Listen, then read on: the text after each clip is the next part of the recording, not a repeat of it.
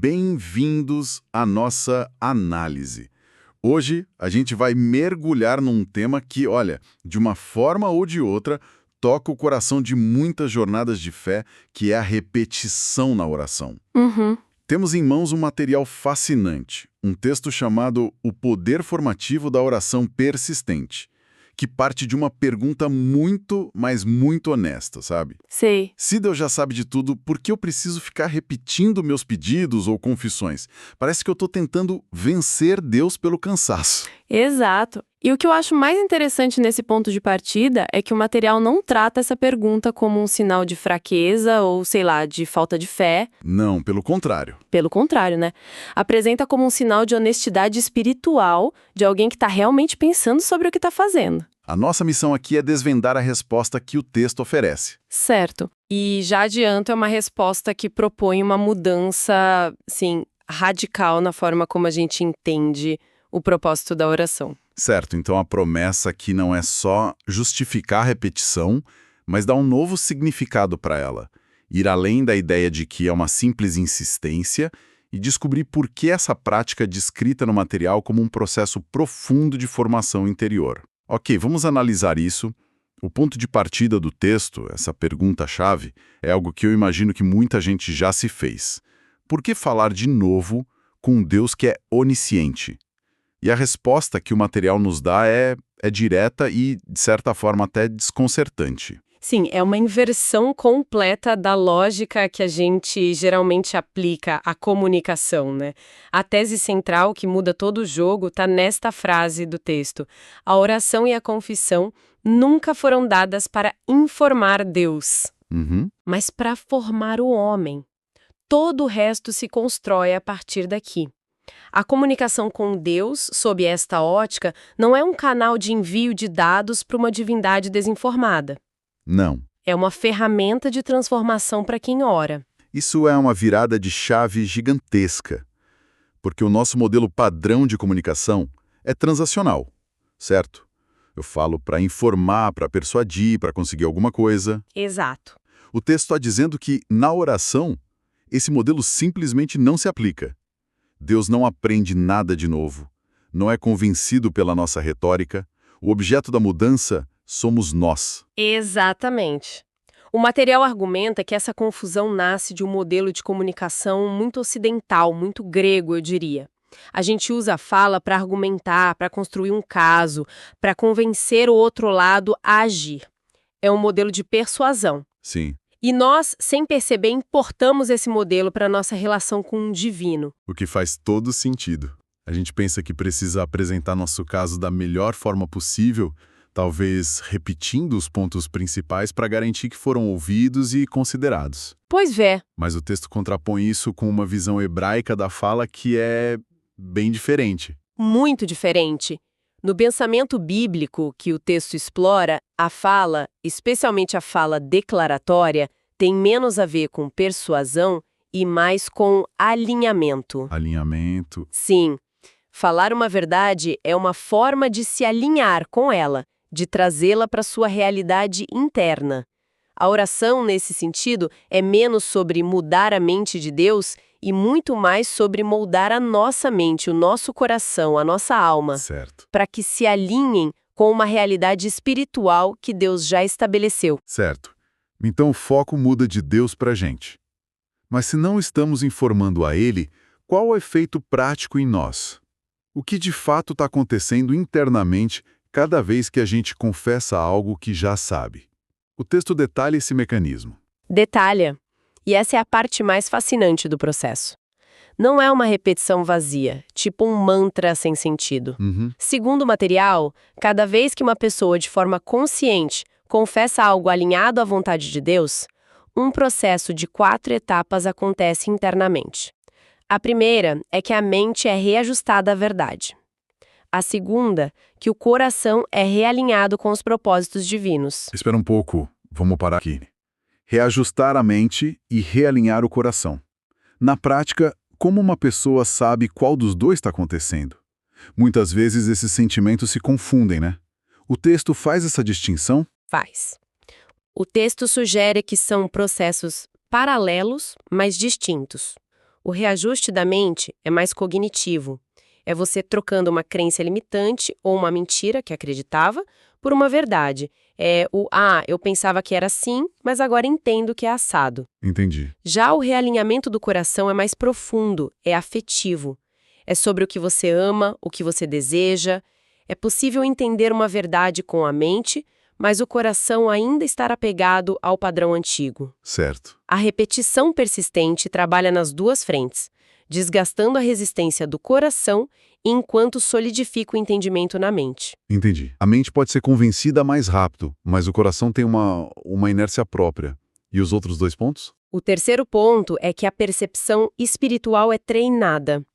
O texto usa a imagem de um músculo que se fortalece com o uso. Ao repetir e meditar em certas verdades, você começa a enxergar a realidade através delas. É como colocar um novo par de lentes. Uhum. As circunstâncias podem ser as mesmas, mas a sua interpretação, a sua percepção delas muda. E, por fim, o quarto ponto, a fé deixa de ser um conceito teórico abstrato para se tornar prática e vivida. A verdade sai da página ou da mente e se torna carne e osso na sua experiência. O texto usa uma analogia ótima para ilustrar isso que me ajudou muito a visualizar o processo. É de um pai ensinando um filho a falar. Sim, essa é ótima. O pai já sabe a palavra água. Ele não precisa que o filho repita para ele, o pai entender. O filho precisa repetir para que aquela palavra se torne parte do seu próprio vocabulário, para que ele internalize o som, o significado e a capacidade de usá-la. A repetição é inteiramente para o benefício e a formação do filho. É uma analogia poderosa porque demonstra que o foco está no aprendiz e não no mestre. O mestre já domina o conhecimento. Todo o processo de repetição serve para que o aprendiz internalize esse conhecimento. Exato. Sabe, isso me lembra um pouco de como se aprende a nadar. Você pode ler todos os livros sobre hidrodinâmica, sobre flutuabilidade, pode entender a teoria perfeitamente. Mas até você entrar na água e repetir os movimentos, de novo e de novo e de novo, seu corpo não aprende a verdade de que a água pode te sustentar. A oração persistente é esse entrar na água. Isso dá uma nova camada para aquela frase famosa "a fé vem pelo ouvir". O texto sugere que, muitas vezes, é sobre ouvir a si mesmo declarando a verdade repetidamente. Exato. Espera um pouco. Essa ideia de que a fé vem por ouvir a si mesmo é bem contraintuitiva para mim. Sempre pensei que era sobre ouvir uma fonte externa, tipo um pregador ou a leitura da Bíblia. O texto realmente sugere que a nossa própria voz tem esse poder formativo? Sim, e essa é uma das conclusões mais fortes do material. Não que se anule a importância de ouvir fontes externas, claro que não. Mas o texto argumenta que o ciclo só se completa quando nós mesmos nos tornamos a fonte da declaração. Certo. É como se a verdade, uma vez recebida de fora, precisasse ser tocada pela nossa própria voz para ser totalmente internalizada. A repetição não é para Deus ouvir melhor, é para que cada fibra do nosso ser, nossa alma, nossa mente, nosso coração, finalmente capte e se alinhe com aquilo que a gente está declarando. Ok, isso faz sentido, mas leva a uma outra questão, talvez a mais delicada. Qual é a linha que separa essa repetição formativa de uma repetição vazia, mecânica, que a própria Bíblia parece condenar em alguns momentos? O texto aborda isso de forma muito direta. Ele faz uma distinção crucial entre duas posturas internas que podem parecer idênticas por fora. A primeira é insistir para convencer Deus e a segunda é permanecer alinhado enquanto Deus nos transforma. Certo. A diferença não está nas palavras usadas, mas na motivação do coração. Mas para alguém que está sofrendo, que está desesperado por uma mudança, essa distinção pode parecer só um jogo de palavras. Como o texto ajuda a pessoa a sentir a diferença entre uma insistência teimosa e uma permanência cheia de fé? A motivação interna é a única chave. É a chave principal. A primeira postura, a da insistência, nasce da ansiedade e da crença talvez inconsciente de que Deus está relutante ou se esqueceu e que precisa ser persuadido. A nossa repetição seria uma forma de pressão. A segunda postura, da permanência, nasce da confiança. Ela parte do princípio de que Deus já falou, já prometeu e que a verdade já está estabelecida. A repetição, nesse caso, não é para pressionar Deus, mas para nos manter firmes nessa verdade enquanto o processo de transformação acontece em nós e, eventualmente, nas circunstâncias. Então, em outras palavras, a repetição funciona como um sulco que a gente vai cavando no nosso próprio cérebro até que a água daquela verdade corra por ali naturalmente, em vez de seguir os velhos caminhos da dúvida ou do medo. Ótima imagem. E a razão pela qual isso parece uma repetição cansativa para nós é explicada de uma forma muito perspicaz no texto. Ele diz: a nossa alma não muda no mesmo ritmo que a verdade é revelada. Uau! Essa frase é fundamental. Deus fala uma vez, a verdade é instantaneamente estabelecida no reino espiritual. Mas nós, com nossa complexidade, nossas camadas de traumas, medos, resistências, a gente precisa de tempo, precisamos ouvir e internalizar essa verdade muitas e muitas vezes para que ela realmente se torne parte de quem somos. É como se a verdade fosse uma semente perfeita, plantada de uma vez. Mas o solo no nosso coração é duro, cheio de pedras, e precisa ser arado, regado e cuidado repetidamente para que essa semente possa de fato germinar e crescer. Exato. A palavra é perfeita desde o início. O nosso terreno é que está sendo ajustado no processo. Exatamente.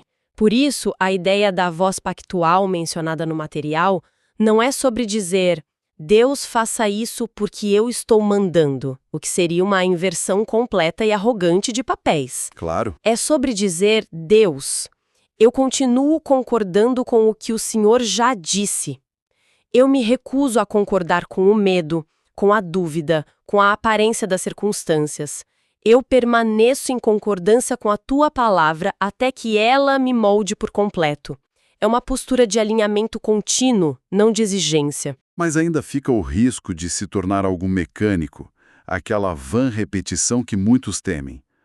Como o texto lida com essa tensão, de não transformar uma disciplina espiritual num ritual vazio? O material deixa claro que o perigo não está no ato de repetir, mas no estado de repetir sem consciência. A crítica bíblica, segundo o texto, nunca foi a repetição em si, mas as palavras ditas sem entendimento, a fala mecânica, sem coração, como um item numa lista de tarefas religiosas. Certo. O que se condena é a repetição que se torna um substituto para o relacionamento, e não uma ferramenta dentro dele. Portanto, a intenção e a consciência por trás da repetição são o que fazem toda a diferença. Não é o que se repete, mas o como e o porquê se repete. Perfeitamente, a confissão consciente, perseverante e alinhada não só não é condenada, como é validada em diversos momentos nas Escrituras. A repetição com o coração engajado, com a mente focada no significado do que está sendo dito, é a ferramenta de formação que a gente está discutindo.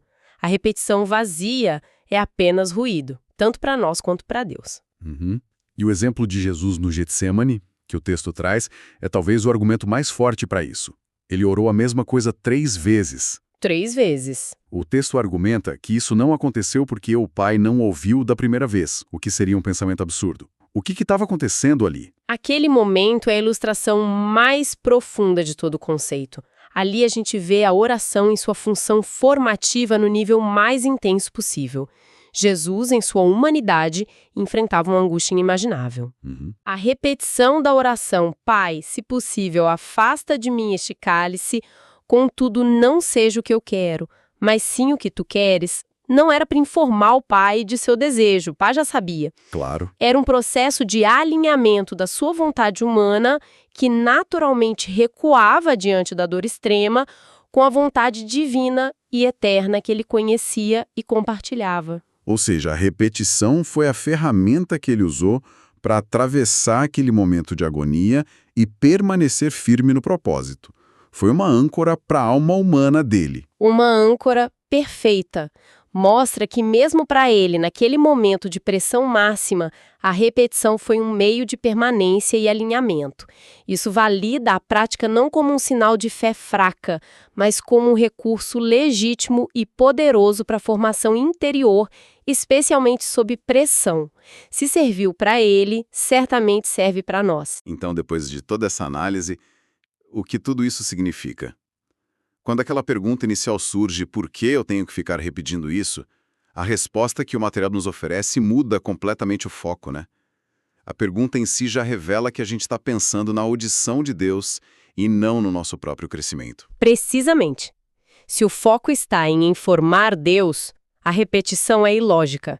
Mas se o foco está em formar o nosso coração, a repetição se torna uma das ferramentas mais lógicas e essenciais que temos. Certo. O objetivo, como o texto coloca, é nos ensinar a falar como alguém que vive dentro de uma aliança, com direitos e responsabilidades. É criar maturidade espiritual, não apenas obter respostas para orações. O material conclui com uma ideia muito bonita. Com o tempo e a prática, o que começa como um esforço consciente de repetição, uma disciplina, deixa de ser esforço e passa a ser a linguagem natural de quem aprendeu a andar com Deus. Sim, É uma transição de disciplina para identidade. sim. É quando a voz pactual deixa de ser algo que você faz para se tornar parte de quem você é. Ela não cria um novo Deus ou novas promessas. Ela cria maturidade em nós. A conclusão do texto é que a oração persistente não é sobre convencer o céu, mas sobre transformar o coração na terra. Uau! E isso não é religiosidade, é crescimento. É a diferença fundamental entre cumprir um ritual e passar por uma transformação real. E para deixar uma reflexão final com base em tudo que a gente analisou, se a oração persistente é como aprender uma nova língua espiritual, que literalmente molda nossa percepção e identidade, que outras disciplinas ou práticas na nossa vida, talvez no trabalho, nos relacionamentos ou na saúde, poderiam ser reavaliadas, deixando de ser vistas como meras rotinas e passando a ser encaradas como um treinamento deliberado para construir quem a gente deseja se tornar.